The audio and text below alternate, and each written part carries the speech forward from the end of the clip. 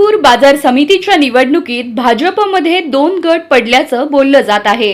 आज कल्याण शेट्टी यांनी पत्रकार परिषद घेत आपण मुख्यमंत्री देवेंद्र फडणवीस यांच्या नेतृत्वात निवडणूक लढवत असल्याचं स्पष्ट केलं।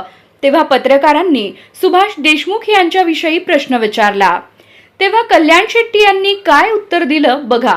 मी भाजपचा जिल्हाध्यक्ष आहे। पक्षी जेव्हा जेव्हा भूमिका येतील तेव्हा मी बापू जिथं कमळे आम्ही कायम आयुष्यभर सोबत राहणार। आत्ताच्या निवडणुकीत ही राजकीय निवडणूक नाही आहे, तरी पण मी सांगतो ह्या निवडणुकीत आमचे सर्वेसर्वा कोणी आहेत, माननीय मुख्यमंत्री देवेंद्र फडणवीस। मी एवढ्या नेत्यांच्या साक्षीनं सांगतो, एवढ्या नेत्यांच्या मान्यतेनं सांगतो की निकालानंतर शेवटी एवढे नेते एकत्र झाल्यावर काही गोष्टी निर्णयाचे विषय, हा सगळ्याचा विषय अंतिम निर्णय माननीय मुख्यमंत्री देवेंद्र फडणवीस साहेब घेणार आहेत। आम्ही त्यांच्याच नेतृत्वाखाली लढतोय।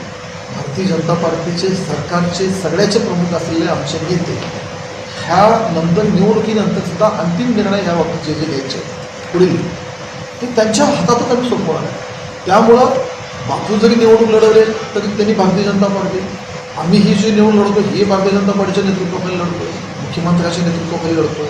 आणि ह्याच्या पलीकडे माने साहेब आहेत, म्हणजे माझ्यानंतर माने साहेब यात बोलतील तुम्हाला की ह्यांची सगळ्याची स्पष्टता आहे विचार की निवडणूक झाल्यावर सर्वप्रथम मी होणार, तू होणार, कार्यकाळ ह्या गोष्टी असू शकतात।